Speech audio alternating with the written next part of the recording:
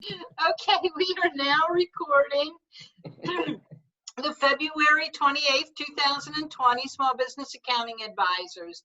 Hello, everyone. Hello. Hello. Happy Friday. Happy Friday. Happy Friday. Tomorrow's a leap day, leap year. Remember? That's right. We have an extra day this month. What are you guys gonna do with it? I'm gonna sleep. Sleep it off. It's just another day in paradise here. I don't know what else to say. Yeah, that it is. It's literally shorts and t-shirts. It's probably 80 degrees outside right now. Yeah, it's pretty Oh. warm. It's pretty warm. Yeah. Yeah, we got snow flurries. 62 in Idaho. I'm just happy I'm not in Watertown, New York, where it's What's in Watertown, New York? blizzard at the moment. No. Oh, that's up where I go to school, where I went to school, St. Lawrence University. Is a little Yeah, farther big snow north. happening there. They Yep. can keep it, thank you very much. They can keep Yeah. all of it as far as I'm concerned. Okay, very good. Got Okay, it. we'll start with you, Shannon. We said we were going to talk about Intuit user IDs.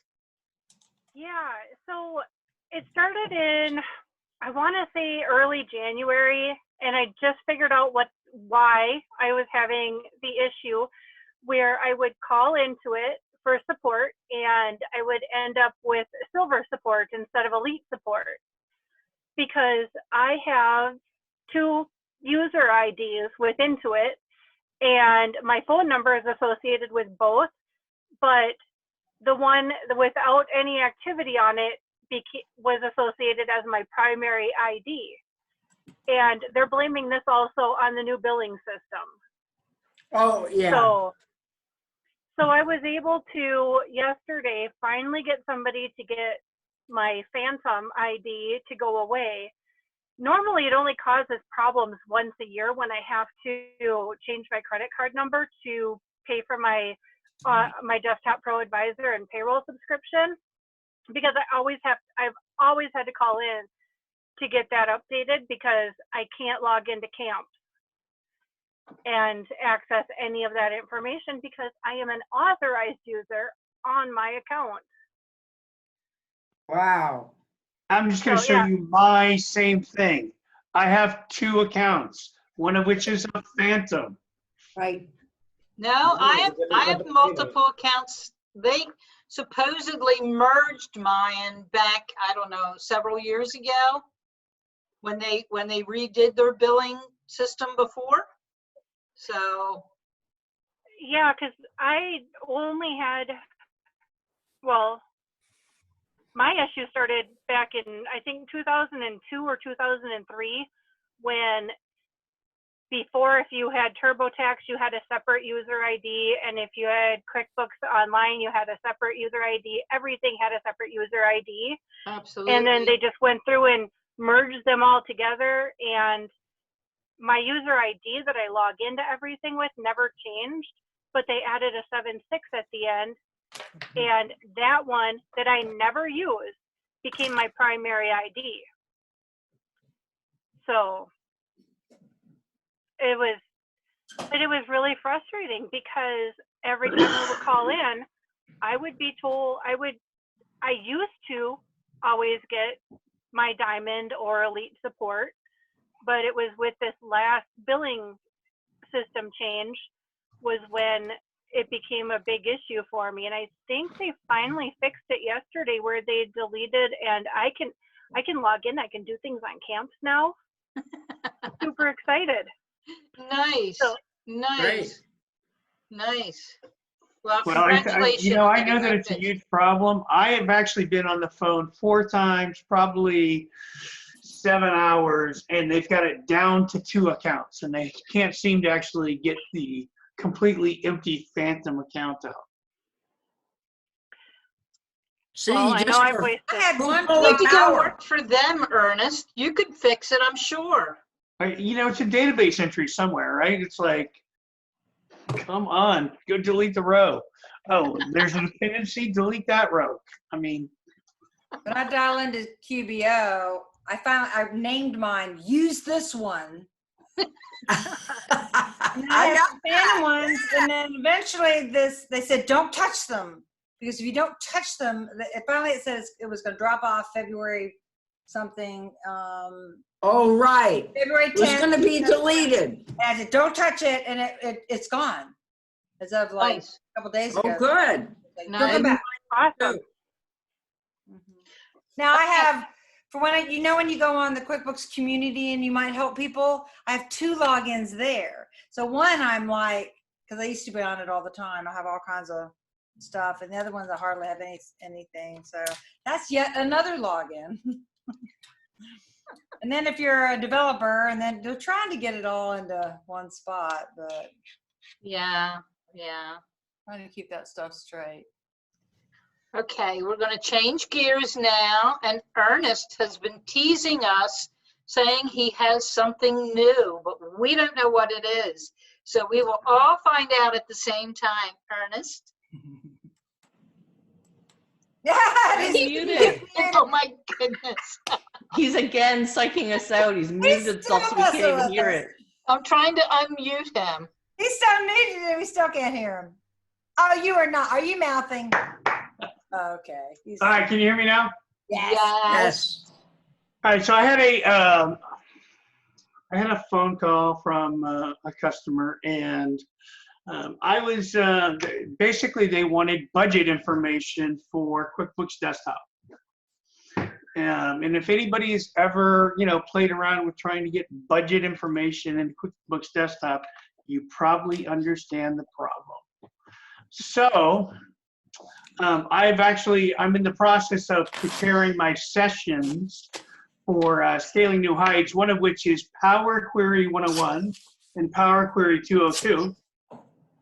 And so what I did was I leveraged that opportunity to go build a brand new spreadsheet that will allow you to do all of your budgeting inside of Excel, and then export a perfectly formatted IIF file for QuickBooks Desktop.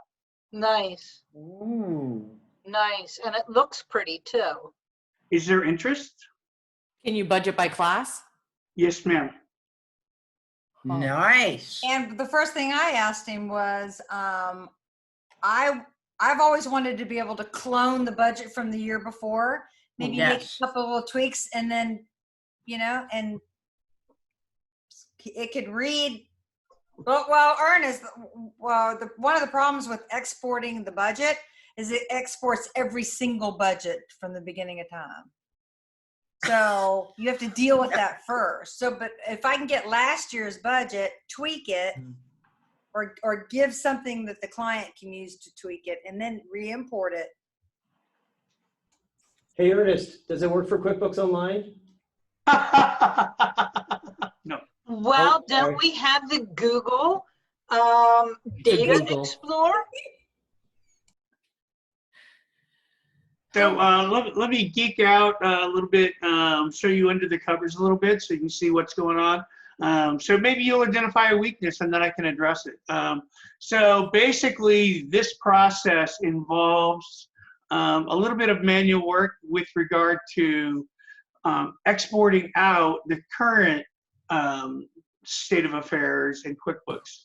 So I get your chart of accounts by parsing the IIF file.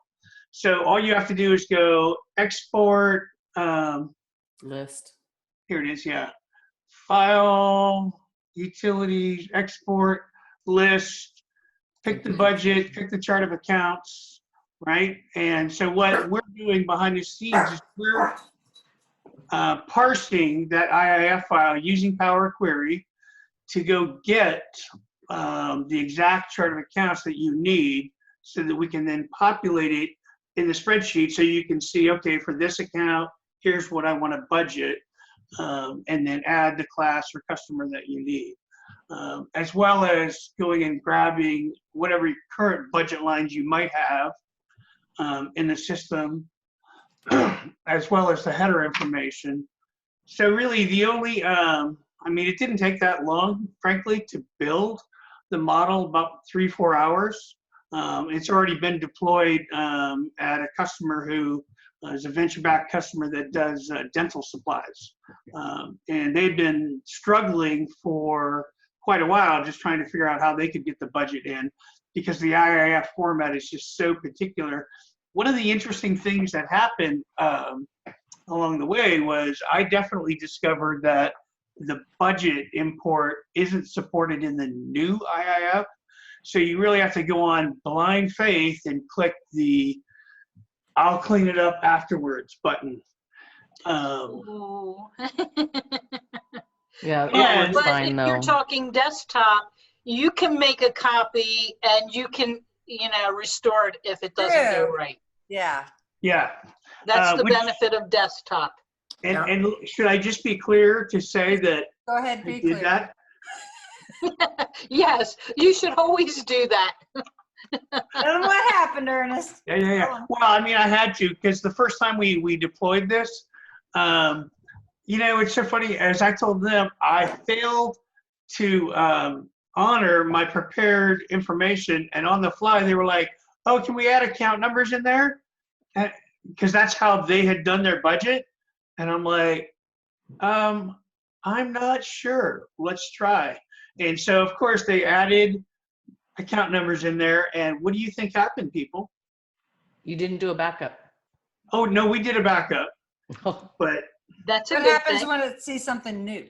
yeah, when it sees something new, it does what QuickBooks IIF files have always done, which is a lot of bank accounts. Bank accounts.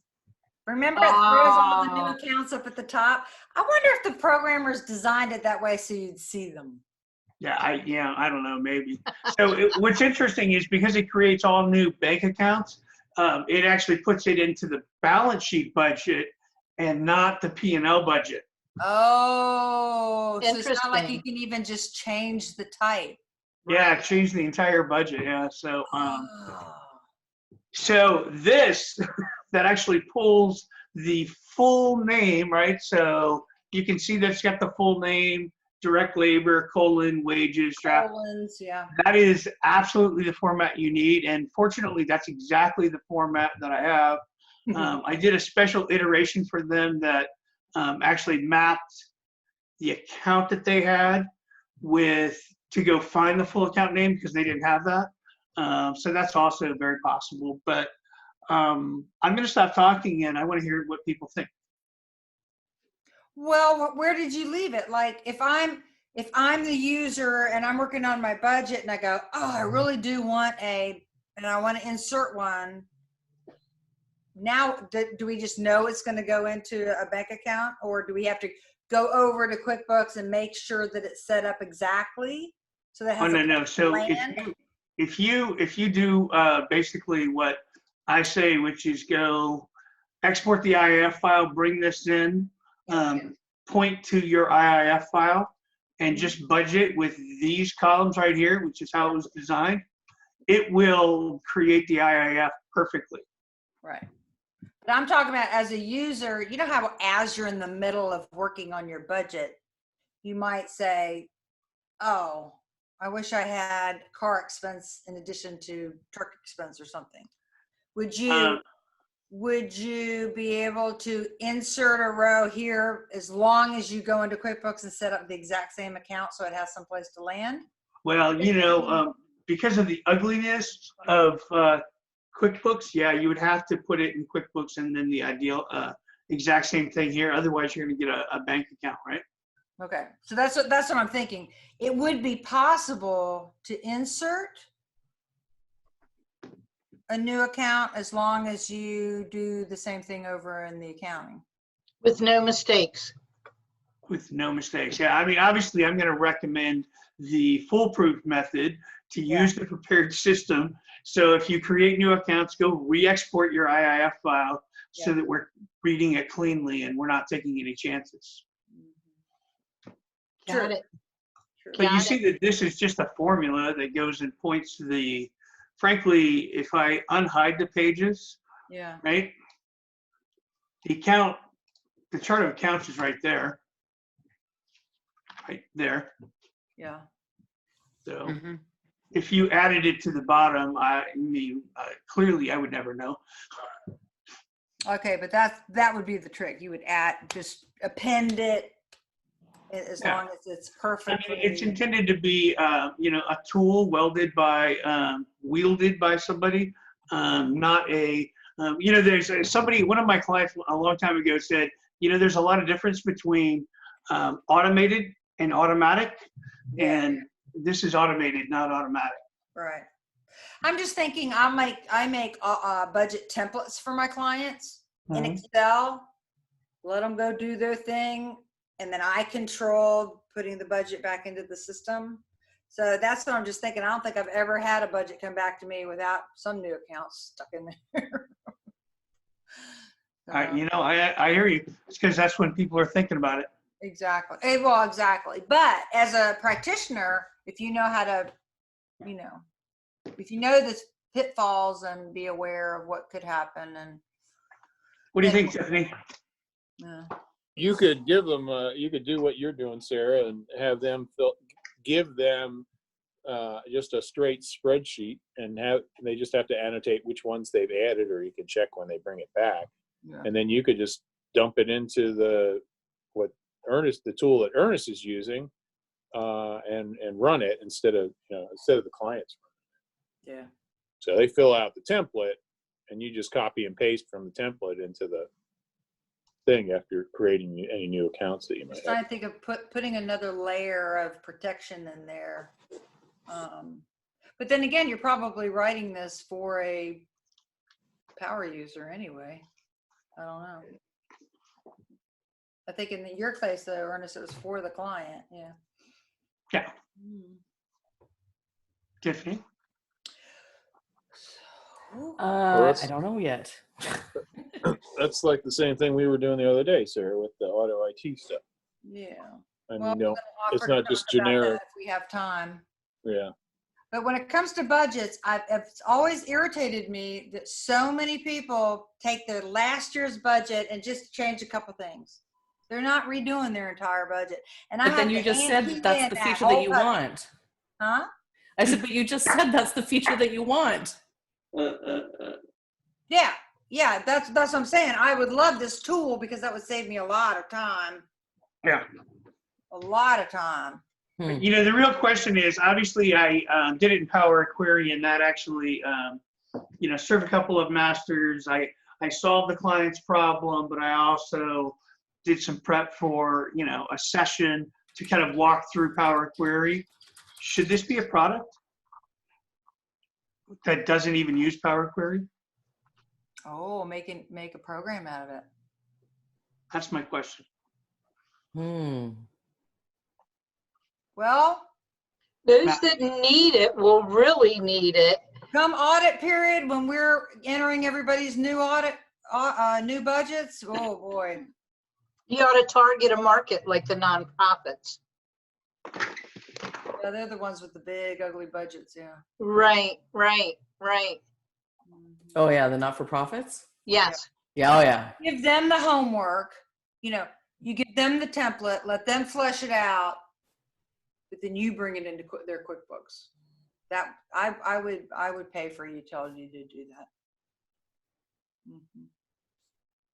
that. Personally. Matthew? Oh, What do you think? Hello. he wasn't paying attention. Trying to pay attention. I saw something about Excel with budgets using Power Query to be able to set it all up so it will create the IIF and make it all pretty. Then you guys were actually talking about the ability whether you could use classes or not, and then if you could add additional accounts in. And if that was the sort, then Ernest said you should just go back, create a new IIF, export. See, I was paying attention. Thank you. Wow. But what was the question? Right. Oh, hell. The question was I paying Why is attention? my staff doing this? That's a good one. I'm excited. The question is, what do you think of it, Matthew? Actually, I really dig it. I love the fact that I love how you're using Power Query and utilizing, I'd love to see the backside of what you were doing to clean up the ugly IIF to give you this nice, beautiful structured setup. It's a really good use of Power Query. People don't use it enough, including me. There's so many powerful things you can do with Power Query. Or what I call it Power Query, but because it does that repetitive process, right? So basically, when you pull up your template, I noticed when you went into Excel, you went to personal because you saved it as an Excel template, so you can pull up a fresh version every time, right? And then when the data gets pulled in, it runs through a series of events, much like a macro, but using Power Query instead, I believe, right? Yeah. And you know, I've started using it for just even one-off things that I know that if I were just to try to do it in Excel, straight in Excel, it was going to take me, you know, just ridiculous formulas and everything. I can go and run it through Power Query and do it in a matter of minutes. So reorganizing data too. So if you get a data table of whatever, and you need to move column D to be in the very front, doing stuff like that, changing the formatting of a column of data, all of those kind of things become so much easier to do. And then when you export it back out into the Excel book, it gives it on a new tab at the bottom. So you still have your original data, and now you have this fresh new data that you can do whatever. If you still need to play with it more, you can double click into it, pulls it back open, you can make more changes. It's pretty cool what you can do. So Yeah, I think one of the strongest features of Power Query is it doesn't change the original inputted data. It just allows you to do an enormous amount of transformation over it. So one of my other examples for the session is, in fact, Sarah and I actually did this before.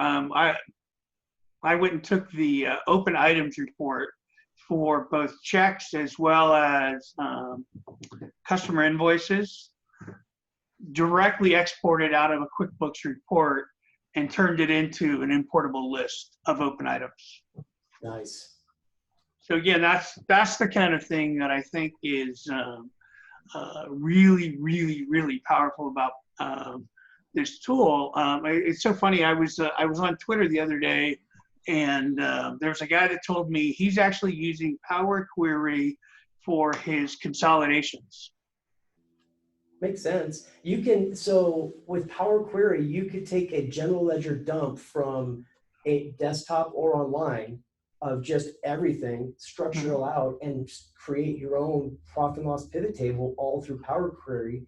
And boom, you can generate custom reporting through all of that with just a couple clicks if you need to, once you design it. And you know, the thing that I love about that is once you've actually done that in Power Query and you play around with it in Excel, you know what that's also available with?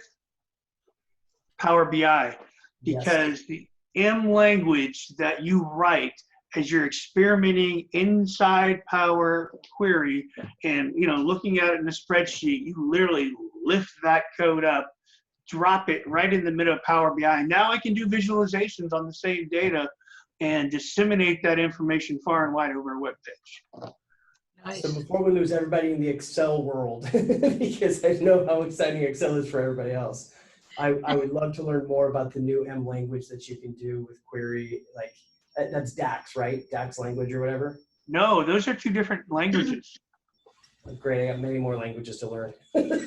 Yeah, so M is the one that is only Power Query. Okay. See, thank you. I learned something new today. This is Me awesome. too. Nice. Good Nice. job, Ernest.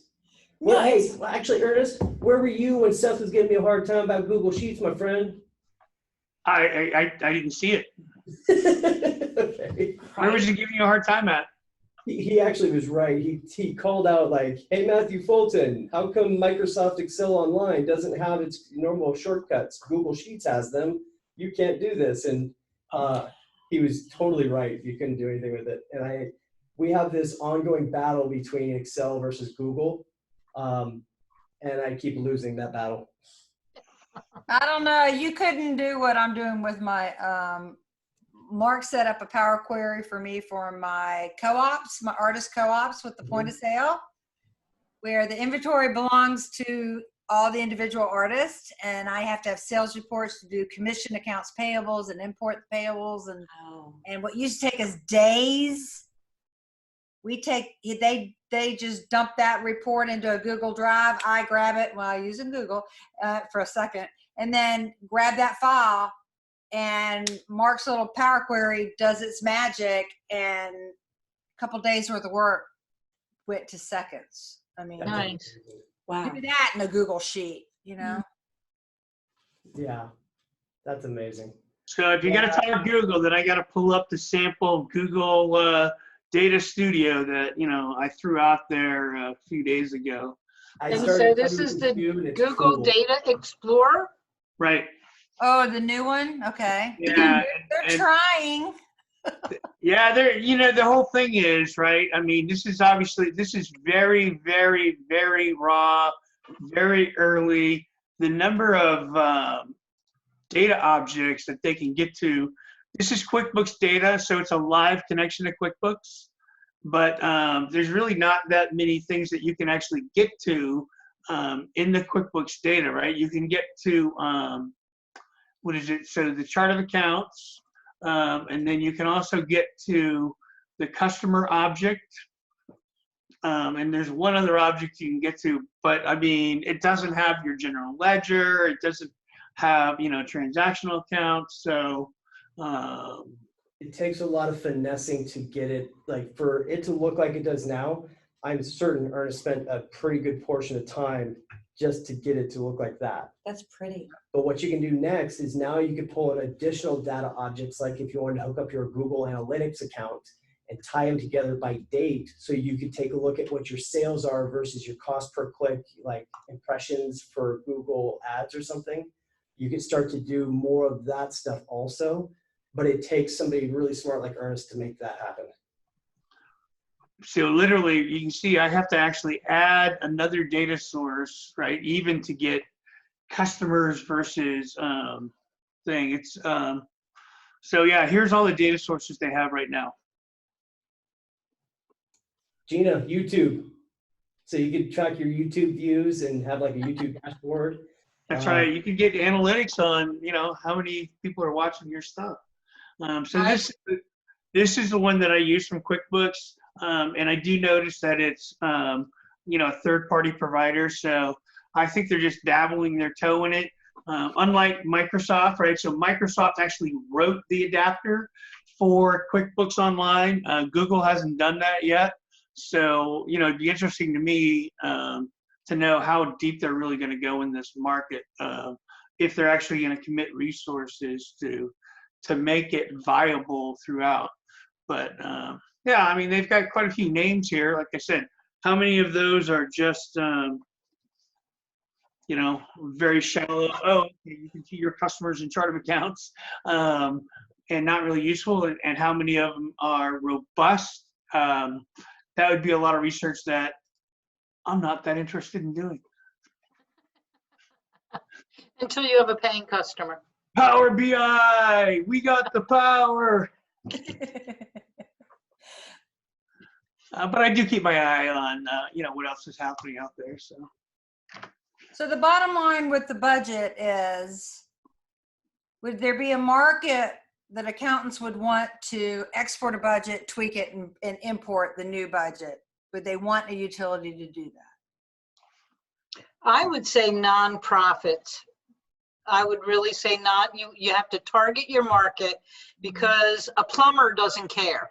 No, but it's also a once a year thing. An accountant might get more use out of it if they have control of QuickBooks. Depends on how big the company is. If you're talking small business, then yeah. But if you have somebody that you can make the IF and send it to your client, tell them how to import it. that's true. You don't even have that. You don't even have to have access to the live data at that point. That's actually how I finally did this one to this client. Or you Because can we had a snafu on the original install when I shadowed their machine. I went back and just kind of fixed it offline and just gave them the IIF, and they were thrilled. They were like, "Yay!" Yeah, because they had board meetings today and they need budget versus actuals. Well, and what's cool is, I mean, how many times do you do a budget and then you tell your client, here's where you key it in. They got to key it all in. If you could say, well, here's your budget. Yeah. Hmm. So I'm measuring a 4 out of 10 on this audience. Okay. I guess it depends on how heavy you are with clients, the budget, and in desktop versus QBO. We're out there. You know, I want to give you a hard time of whether it does QBO just because you always gave me a hard time, right, Ernest? It's laughing. I don't know, does QBO actually take IIF files? No, but you can import budgets.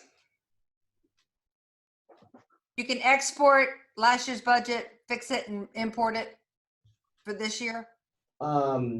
I think that what we got here that Ernest has created is a phenomenal resource for all of our companies that love using the desktop and enterprise environment, which we all know is not going anywhere anytime soon. No. No, it's not. I'm hearing like from clients that are on QBO that have no idea what to even do with it or what's even happening with it. The number of views I've had on my exporting QBO to desktop Oh, I know. been increasing quicker and quicker and quicker. Hi, Intuit. I've watched it. So yeah, more people are. You hit that right button. Yep. So, you know how much time we have left. Last week, we started talking about data entry that I had to do for property taxes. And I didn't want to do it because the program is like dumb. Ancient. Can we? The macro, yeah, you're talking part about. two of that? Go ahead. Go ahead. Okay, so most property tax returns are a part of depreciation programs. So, you know, tax accountants will have Thomson Reuters or some other large system as a byproduct will do property tax returns. But for the ones of us that don't do taxes or deal with big depreciation schedules, we need to be able to do the Georgia property tax returns. So there's only 2 programs that do these returns in Georgia. One's a company out of Florida and one is a company up near Atlanta. So I've always used the one down in Florida.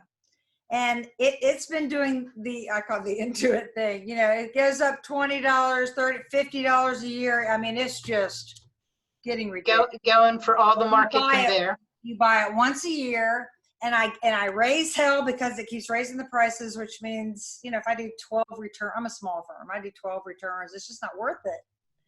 So my dog is snoring. So sorry.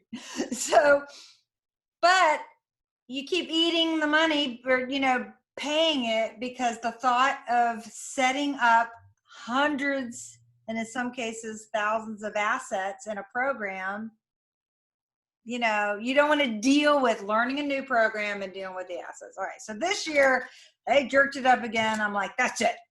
I'm going to the other guy. Well, I've talked to him many times and Mark's firm has used him and he bought this program years ago.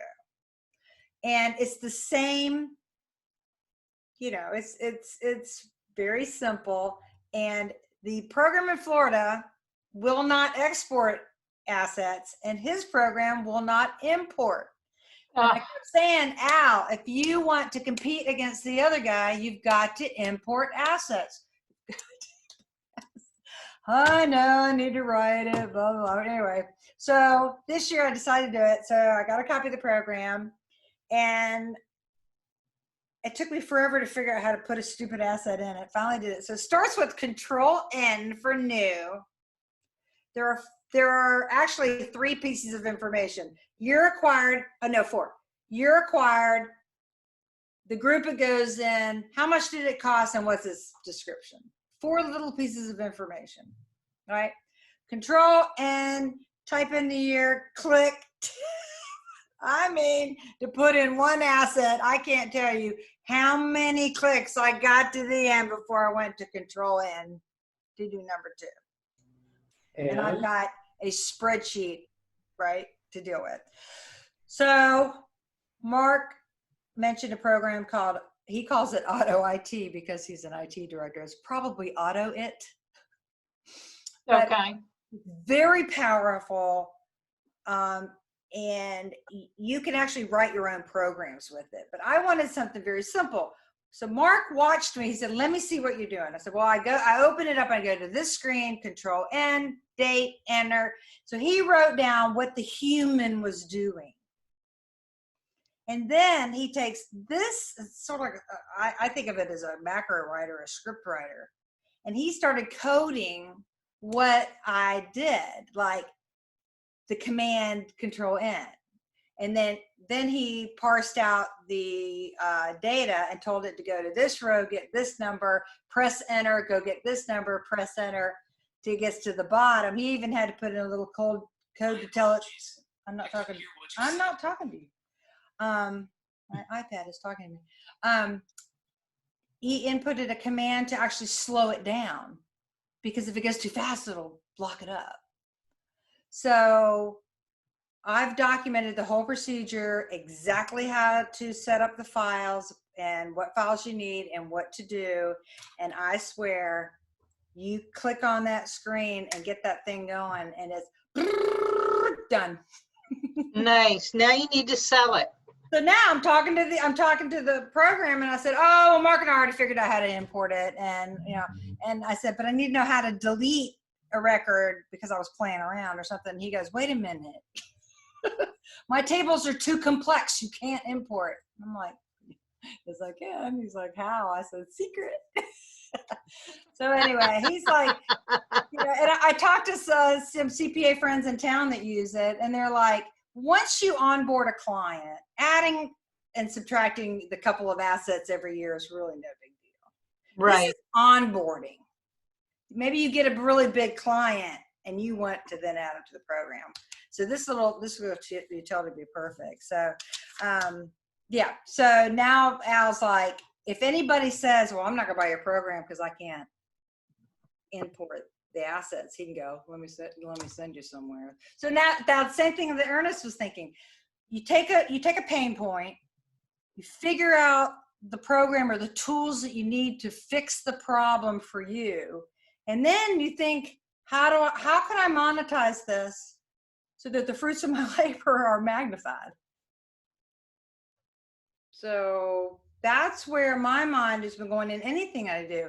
Plus, when I was looking at all the formulas that you can do, when you get into programs like Power BI and AutoIT, and you start looking at the things that it can do, if you're creative, you start thinking outside of the box. What do I do on a daily basis? How could I use it over here? That's where what we do can be fun. Of course, I have to go to somebody like Mark to do all the really technical stuff. I'm more ideas. I'm more the idea person, and he's more the one that figures out how to get it. Makes it happen. Mm-hmm. And I know Matt Matthew's leaving. Say bye to Matthew. Hi, Hi, guys. everyone. Ernest, I gave you an answer there, so. Didn't work. Call me later. I'll show you mine. You show me yours. Okay. Hey, next time you come down to the area, I'll show you. How about that, Mr. Evans? Call me. He's blushing. I waved to you. Blushing. Nice meeting you, gals. Bye. Bye. All right. So the moral of the story is, keep solving problems. Don't accept anything. Anytime you have a pain point, with whether it's software or even dealing with clients or marketing or whatever, try to solve it and then see how you could solve it with for others, and don't give it away. Don't give it away. Amen. That's so easy to do. Mm-hmm. Yeah. Anyway, that was I got another client. Oh. Yeah, somebody's server crashed and they were using DAC Easy, and it turns out their data disappeared for the past 2 years.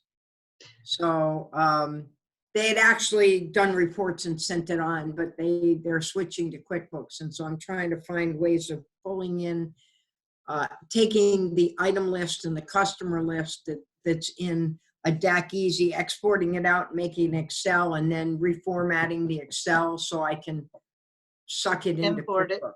Yeah. But they're really long lists. So I'm going to have to do macros or something. So I'm going to work on that over the weekend and try to see what I can do. I think the item list will be pretty easy because there's the item name in DAC Easy, and right under it is the description. So what it needs to do is go down, skip the first one, go to the second line, edit, cut, move up and over one and edit, paste, and then go and delete 2 lines and then go, you know, so. We can't see Mark, but I can see him going. Yeah, good. Maybe I'll contact him. I don't know. The customer one is a lot trickier because of the way customers are entered in QuickBooks. You know, QuickBooks has that weird thing where you have the company, the list name, the company name, and then the person's name, and then a comma, and then the street address and a comma, and then the city and then a comma. It's like, it's really kind of odd that way. So I have to. Let me ask you this. All right, so you have somebody moving from DAC Easy, which, do they still have access to the DAC Easy and they can export it, or are you going to take reports that are in PDFs and go that way? No, they can export list names. I'm not bringing in any transactions. Okay. at all. So, you know, so my thought is, okay, you're going to go to a lot of work trying to figure out how to start up a new QuickBooks file with a DAC Easy format. Well, it can't be formatted DAC Easy way. It has to be a QuickBooks format, right? It has to be a QuickBooks format. Well, what you just explained, that it comes out of DAC Easy in this way. Right, but I can make it, it's an Excel sheet. And it's interesting because DAC Easy brings it out and it's vertical. That's what I'm talking about. So you take DAC Easy's format. Yeah. Now you need it in a QuickBooks format. And once you figure out how to bridge that gap, that knowledge is now super valuable. You know, who else is leaving DAC Easy and going to QuickBooks? You see where I'm headed? Yeah. You know, because it's going to take you a lot of learning curve. It's not something that you do all the time. No, it isn't. And I can't really charge them for all of it, you know. Well, because they can't afford it, because part of what happened is their computers and servers crashed. No backups? Well, they had some, but it turns out the backup was only good from 2 years ago. So that's stuff. On other stuff, they have some. And what happened is the computer IT guy sold them a whole bunch of new servers, new computers, new monitors, new keyboards, you name it, all of that. And they just spent tens of thousands of dollars on that. And now they don't have the money, supposedly. Okay, but how is that your problem? It's more theirs. What I'm saying is, I got that. They did poor IT management with their company. Yes, now they're they getting did. new equipment. Now they're waking up. Okay, but now they have a problem that they created. They did. Okay. Well, the sales manager's attitude is, oh, I'll just have the bookkeepers re-enter all the customers and re-enter all the items.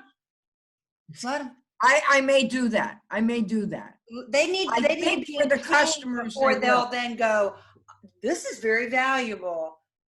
Being able to automate this would be very valuable. So that's all I'm saying is. And I don't know, part of what goes on is the name of this company is SILPAK, SILPAK.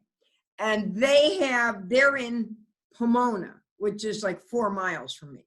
But they have another office over in North Hollywood, which is closer to Dwayne and where Matthew are. And it turns out 4 or 5 years ago, the North Hollywood office moved to QuickBooks, but nobody set it up properly. Okay. So it's actually a much larger job, maybe, as far as it is, except that I finally learned I'm either going to do the job the way they want it and then hope that down the road they'll come back to me because I didn't force them to do it my way. Or because the other job, the new client I thought I had last week, he agreed that the price I sent him was excellent price. He just said, I can't swing it right now. Yeah. So I'm going to go back and say, well, if you can't swing that, and it was 600, it was 600 to set up to take his 2013 and to set up a whole new file starting January 1st and use like, well, he was the one I was going to send to you to get QuickBooks 2020. So I'm going to offer to probably by the hour, and I'm charging 125 an hour to just see if I could make a new file in 2013 that he could use for a year or so. And then maybe in a year, he could afford to go to 2020 or 2021 or whatever. So, because the more people I work with, the more I'll get referred to other people too. True. There's Right. value in that. So- There's value in gaining, learning, you know. It's like Yeah, sometimes and I'll I take a can get job- away with it because I'm semi-retired. Yeah. So, but the other thing is this SBAA, they have some kind of a corporate office somewhere. I hear them say up north. I don't know whether that means Northern California or Washington State or Boise, Canada. Idaho. What? I don't know. It might, or Alaska. So, but they have other So you're their looking for email future- address. Right, right. And they do sales tax up north at that office. Okay? So the people here do certain things and then they send the reports up north. See, that's They're where not- I'm like, TV. Yeah. So Or- I'm thinking there's a lot more work here. Hmm. Yeah, there's a lot more work and this is a much bigger corporation.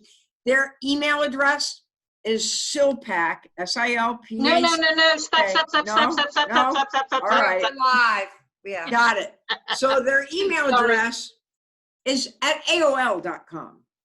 Well, okay. Okay, they're keeping up on their technology. Yeah, so they've had that a long time, like 40 years. So it's a real old company. Dennis It's would be doing very insane if he well. had an email for 40 years. He would have over 1 million emails. A lot of people don't ever clean it up, but I have a CompuServe email. So CompuServe, there's a Yeah, blast. I'd have 500,000 emails in my, if I lasted that long. but see, I clear everything out. I don't keep Yeah. stuff. So CompuServe, do you use your CompuServe email for anything?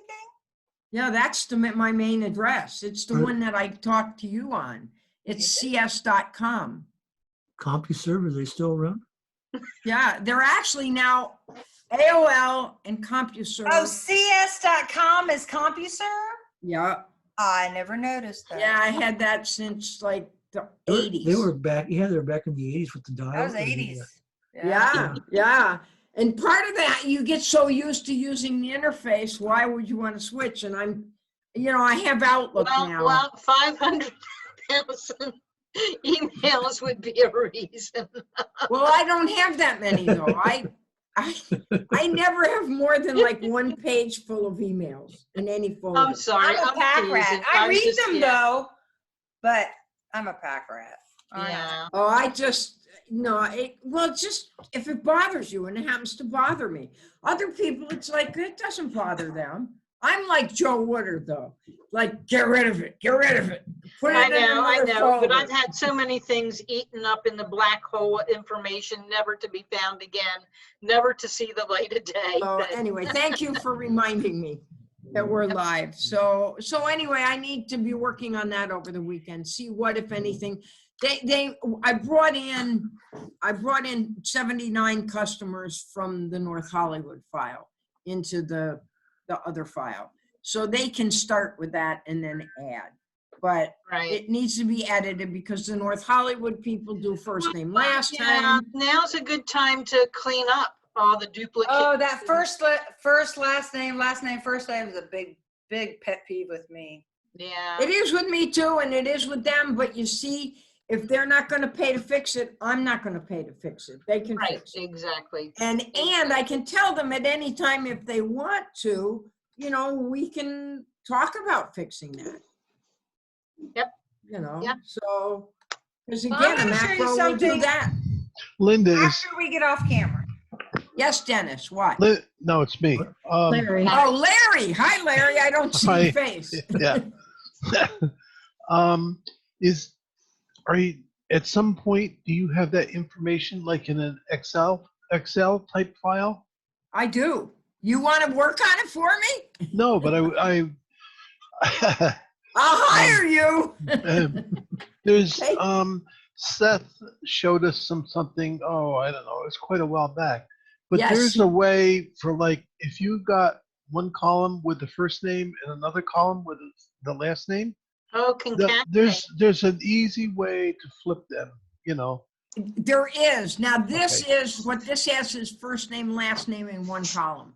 But I remember Right. seeing Seth do a bunch of this stuff. And But you also can- the other man that does it for Woodard. Oh, Hector does that kind of stuff too. Yeah, yeah. Yeah, because Shannon. when you have the first name, last name in one column, you just, right next to it, you put a column with the first name and a column with the last name. And you just have to type a couple in and it'll say, oh, it looks like you're doing this. Do you want to just do this for all the cells? Are you serious? Yeah. You guys have to talk afterwards. All guys have to talk right, afterwards. thank you. I like that. It like reads your mind. On different rows. Didn't you say there was also, it's not all one row for per customer. It's No, it multiple goes, rows. it goes There's like in the sets same of way. That Yeah. gets a little bit more complex. Yeah. But I'm pretty sure all that can be done with a very simple macro. And so it's just, I don't have time until Sunday. So I'll look at it Sunday and we'll just see. But I will keep track of it. Yeah, because that's something, yeah, I keep wondering how many people are using DAC Easy though. I've never heard of it. You never heard Oh, of it? it's actually, it's It's a relatively Been common one. around for It's kind of like, what is it? Ever. Shannon, you must be awfully young. I'm She 44. is. Oh. Oh, yeah, she's all right. We're gonna end for today. We went a All little right, bit that sounds good. long. We will see you all same time, same place next week. Yay, next week. Bye.